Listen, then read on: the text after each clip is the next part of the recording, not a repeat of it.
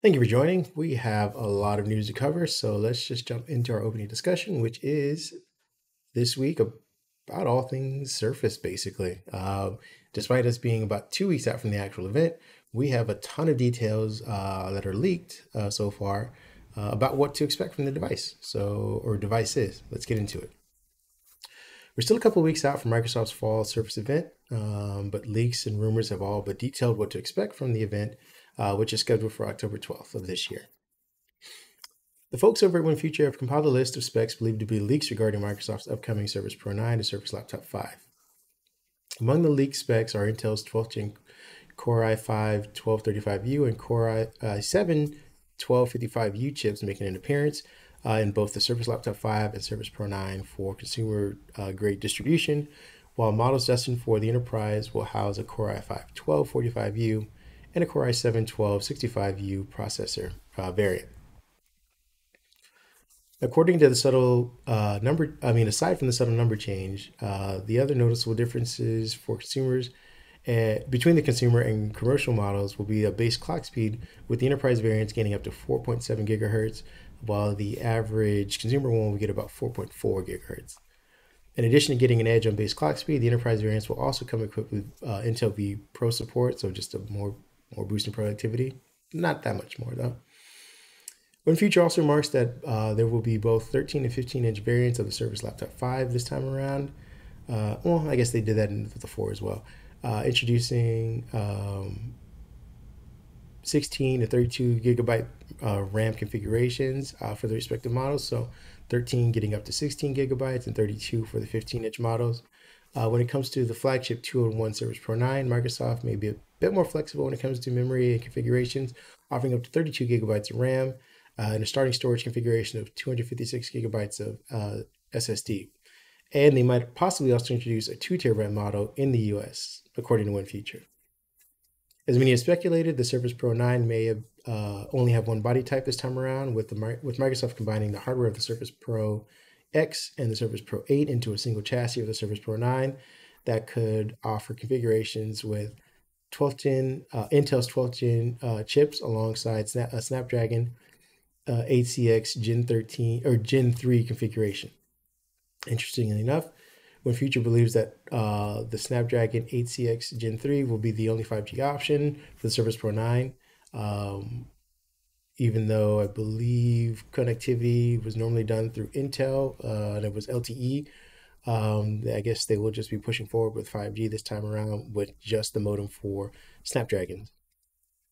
Microsoft is also said to be offering a few more color options for its more mainstream computing devices this time around, with the forest color, sapphire color, in addition to the matte black and the platinum that we're all used to. There may be a fifth option with a hue of red and orange tone, but OneFuture didn't seem very confident about that fifth option. They just said it might be. And other kind of depressing and related news, right on time, an FCC filing is leaked to pour some cold water on the imagination of all Surface Studio 3 fans, as an accompanying photo shows that Microsoft may be mailing it in this year with the Surface Studio 3's unveiling.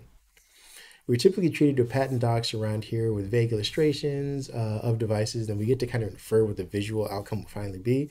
But with this new FCC filing for the Surface Studio 3, it came with a photo, actually, of a test device, and by all graphical indications, it's just a Surface Studio 2. The design in this filing looks identical to the Surface Studio 2. It's running in Windows 11, and the filing was marked September 16, 2022, so it's fairly recent. And it indicates that this is the only device that Microsoft is testing out at the moment. Up until now, many of us were holding out hope that Microsoft would physically update the Surface Studio this year, having gone close to 4 years without changing any of the design language for the all-in-one. Since the Surface Studio 2 rolled out, screens, webcams, speakers, and cooling technologies have all improved and are becoming staples for various hardware. Meanwhile, Microsoft Surface Studio users and fans look like they'll be stuck with another year of kind of I wouldn't say lackluster, but at the time it was really forward thinking, but it's aging rapidly, this design for the Surface Studio. After 4 years without a refresh, the Surface Studio 3 is expected to return this year with a relatively minor Intel 11th gen Core i7 processor, not the 12th gen, a max 32 gigabytes of memory, and 1 terabyte of SSD.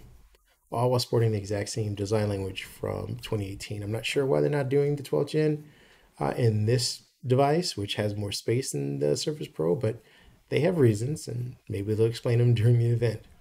Lastly, one feature also covers possible shipping dates for all devices that include an early November shipping date for the Surface Pro 9 and Surface Laptop Intel variants, and the ARM variants coming sometime at the end of November. As for the lackluster Surface Studio 3, there are no dates. Maybe Microsoft's holding that close to the vest and will release something even better looking down the road. Maybe they'll show us the Surface Studio 3 that looks like the Surface Studio 2 during the event and say, hey, if you want to wait till January, we got something better in the pipeline. Fingers crossed. On to the headlines. E3 to return to 2023 with a new partner and its actual dates and locations. If you're in charge of making or distributing swag for gaming studios, get your 3D printers and t-shirt presses ready because E3 is back. We kind of knew this we knew this was going to happen when the Entertainment Software Association, which is the production company responsible for E3, announced its intentions to return the video game showcase to the conference stage back in June, following a weird communication thing where they promised that they were going to have E3 and then pulled it last minute. Either way, we now have we have some more details regarding the return of E3 that include a June 13th through 16th schedule of 2023, by the way. The Los Angeles Convention Center as the location, and a partnership with ReedPop, the company behind PAX, which is going to be helping promote and produce the conference. While Sony and Nintendo will likely remain no-shows as keynote headers, we expected to see Microsoft return E3 with news, trailers, gameplay, exclusive footage from their studios they have all recently purchased in the last 3 years, and probably some of their older ones as well. There's probably nothing for Halo though. In other news, we noted that Windows 11 2022 update would be started rolling out last week, and that there would be some teething pains for some users as they upgraded. And sure enough, we're seeing some NVIDIA-powered PCs experiencing display issues after the upgrade. Fortunately, NVIDIA was quick to address the issue and began issuing a patch to address performance issues, failures to update, unstable frame rate, stuttering, and full-screen crashes. The GeForce Update Mark 3.26 should be available for download via NVIDIA's website or the GFE application tool downloadable on Windows. As for what caused a freakout for NVIDIA powered displays, NVIDIA claims that the debugging tool that accompanied the Windows 11 2022 update was on by default and set to active, thus accidentally triggering responses from the company's GeForce Experience application. Apparently, these responses negative. In other news of issues happening with the Windows 11 2022 update, Microsoft has also begun blocking the update because of printer driver issues for some devices. Microsoft dealt with the printer issues, or they have dealt with printer issues before, with updates that, like the Windows 10 update, which I think they had a few years ago that was causing printers to duplicate projects. After getting a Windows 10 update, massive Windows 10 update, right now users are experiencing issues with the printers. Have note that they are having issues detecting all the printer features, specifically ones that involve Microsoft IPP class driver or Universal Print class driver. Microsoft spokesman issued this part of a statement, quote, Windows needs connectivity to the printer to identify all features of the printer.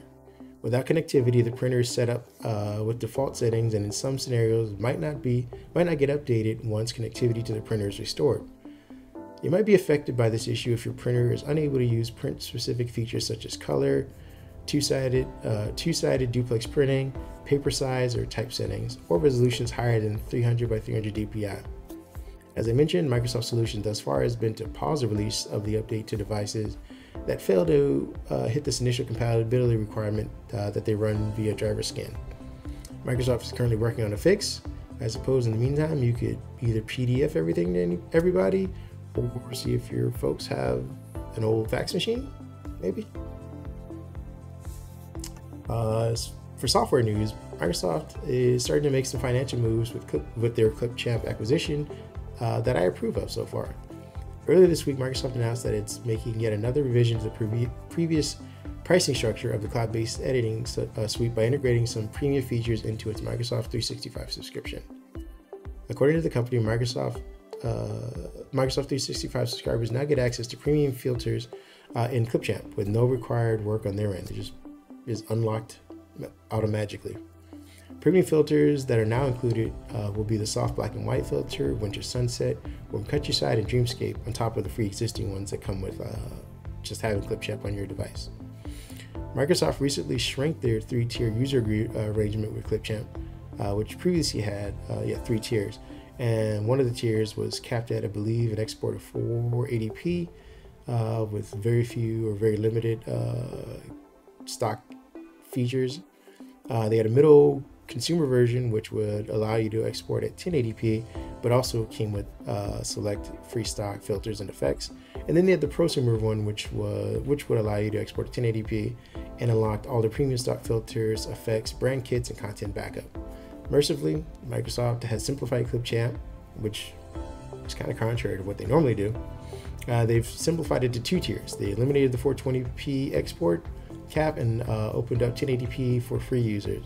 In the paid version, which is $11.99 per month, you get all of that stuff, plus all of the brand kits, content backup, the bells and the whistles included. I've mentioned before that for quick edits, I find this app amazing. I think it's more geared towards people who are looking for brand management, quick business SEO content creation, because it's all templated. Clipchamp is really good as a free accompaniment to maybe Canva or something if you have a subscription to that. I believe that's like $8 or $9. Either way, you put these two together and you can save yourself hundreds of dollars from Adobe subscriptions and get a lot of your content creation done on your device without taxing a lot of resources. In other news, Microsoft's One Outlook is rearing its ugly head again. This time it's available for more people. When attempting to use the new One Outlook web app from Microsoft, a select few users had to travel to the desert, answer an Egyptian phoenix or Riddles 3, and present shards of the Holy Grail in order to access it. It was so many like hoops and things to jump through, only to get access to a marginally functional application. Now Microsoft is making that marginally functional application easier for more people by allowing all Office insiders access to it. Excuse me. Accessing the new Outlook for Windows is easy if you're an Office insider and running the beta channel or current channel previews. All you have to do is open up the Outlook app, the full Outlook app, and click on the toggle, I believe, which you'll see at the top left of your application. From there, just follow the on-screen instructions. You can always switch back to your previous Outlook by sliding the toggle back and relaunching the app without any data loss. I say without any data loss because you can't put much data in there. That's why I'm not testing it.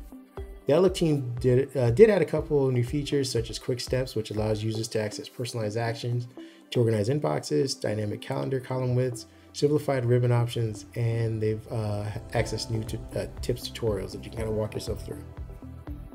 But until I can add multiple email accounts to this app, it'll be a no-go for me.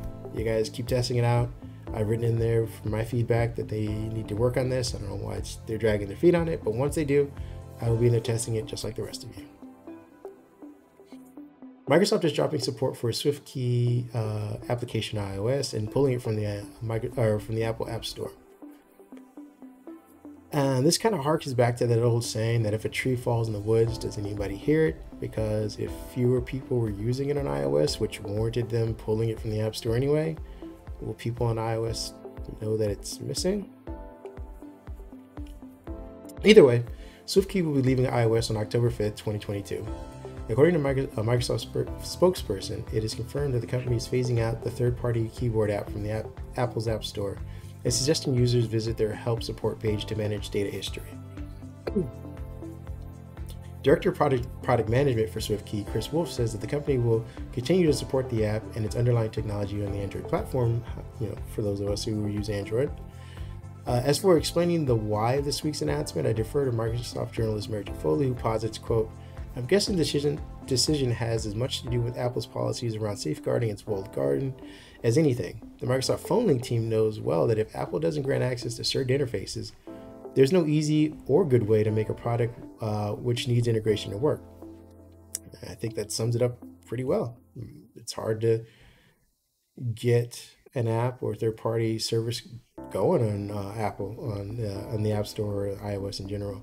It makes clear sense that without an easier linchpin into the main OS, i.e. maybe a launcher or web browser or messaging app, Microsoft SwiftKey was swimming an uphill battle on iOS, which appears contrary to what they're doing on Android, which the app SwiftKey stands at about 1 billion downloads about 2 weeks ago, is the last time I checked. And on Android, it also powers the Microsoft launcher and the whole interface and experience on the Surface Duo and Duo 2. So I don't believe Android users have anything to worry about right now. Teams will let users pop out the scheduling form as a separate window. If you're like me and have tons of windows open to use reference data, kind of jump back and forth because your memory is shot, the Microsoft Teams team has a new feature in store for you. On the Microsoft 365 roadmap, a new feature tagged 99197 for Teams will now pop out the scheduling form into a separate window, thus allowing users to reference the original Teams app for attendees screen names, availability, and other important information if you need to jump back and forth, instead of having to kind of use the tabbed interface. The feature is expected to start rolling out at the end of next month and will eventually reach general availability by late November. Again, there are times when navigating a single app window is very useful and user-friendly, like I've suggested for the new Photos app. I don't like popping out a new window for each photo that I want to view. But when it comes to scheduling and getting names right, dates and times, now, having a pop-out window is probably the best option. In more somber news, Stadia isn't technically dead yet, but Google is currently dragging it out to the back of the shed. For those of you who know what that reference is, the upcoming news isn't good. In some somber news for everyone involved with Stadia, Google announced this week that it's winding down its Stadia streaming service and will be issuing refunds to anyone who purchased hardware through the Stadia store. According to Vice President and General Manager of Stadia, Phil Harrison, while Stadia's approach to streaming games for consumers was built on a strong technology foundation, it hasn't gained the traction with users that we expected it to, so we've made the difficult decision to begin winding down our Stadia streaming service. For now, members will continue to be able to play their library games until January 18th, 2023, wherein Google will finish its trip to behind the shed with the service and come back alone. As a sign of goodwill, Google plans to start refunding hardware investments purchased through the Stadia store, so if you got a review kit or promotional, put your hands away, you get nothing. As soon as possible, and they hope to have a majority of refunds issued by mid-January of 2023. Stadia will continue to live on in other technologies Google kind of shepherds, such as YouTube, Google Play, and probably AR and AR technologies in the future. As it seems, cloud gaming is just starting to heat up. Stadia flaming out, kind of, as of right now, is kind of sad to see. I personally found Google's low latency and compression algorithms to kind of be the best available, even as much as I play xCloud. It's just too bad that they didn't have the business savvy behind it to secure any of the deals, partnerships, advertising, or acquisitions that were necessary to keep it in the market. You can't just have great technology, you need to have other components involved. We got another round of updates delivered to both the dev and beta channels for insiders that bring a few updates and plenty of fixes. For beta insiders, you're looking for builds numbers 22621.730 and 22623.730. They reintroduce a touch-optimized taskbar that enables a collapsing or retracting taskbar for 2-in-1 tablets and/or devices powered by Windows 11. The settings can be found in Settings, Personalization, Taskbar settings to enable or disable the feature. The list of fixes can be found in a write-up on Microsoft.com, where you can go to the Windows blog to get all the details. As for the dev channel, build users now get an improved widget setting that enables a new setting to separate the widget picker from the settings. This allows a more prominent UI for taskbar settings, which is based on a highly requested Windows Insider feedback tag. Now, when you open up Windows settings, you'll see the three taskbar settings behaviors as a toggle, which you can kind of go back and forth if you want to. Again, if you want to track fixes, head over to Microsoft.com to read about them, or you can go to the Windows blog as well. Lastly, we're talking about Microsoft allowing Teams users to apply the 3D emojis that they introduced in Windows, I believe, last month for insiders. Earlier this year, we saw Microsoft add 3D Fluent design emojis to Teams, and now it's rolling an update tagged 88080 in the Microsoft 365 roadmap to Microsoft's Teams that will allow users to react to both chat and channel messages with the 3D emojis that they want. Users will soon have access to over 800 existing Teams emojis to punctuate their communications on the platform. This update will also feature new reactions user experience, which will help support the expanded reactions in Teams. According to the Microsoft 365 roadmap, quote, the reaction hover bar will now feature a reduced number of quick hover options to make space for an expanded reaction button. The reaction summary will also be moved from the top right of the messages to the bottom of the messaging bubble to make space for a wider range of options that can now be added. All of this is expected towards the end of December to be rolled out, so we'll keep an eye on it and we'll keep you updated until then. I want to thank you guys for joining me. This is the end of the podcast. I made it. I live down in Florida. We had a hurricane, but I was here to bring you guys the news regardless. If you're into more than just listening to me talk about the news, you can head over to onmicrosoft.com where you can read about all the headlines I just mentioned in greater detail, see our reviews, see our editorials. We have giveaways as well sometimes, and our how-tos are exploding over at the channel. So if you've ever wondered how to do something specific, head over there, and I'm sure we have a guide for you. If you want to skip all of that and just want to read quick headlines so you can have something quick to talk to your friends about in your conversations, you can also find us on Twitter as well. I like to be on there as well, kind of updating about any of my review units and whatnot. Other than that, I wanted to tell you guys to stay safe. Once again, thanks for joining me. I will see you next week. I'm me, you're you. Do something great with that knowledge this weekend.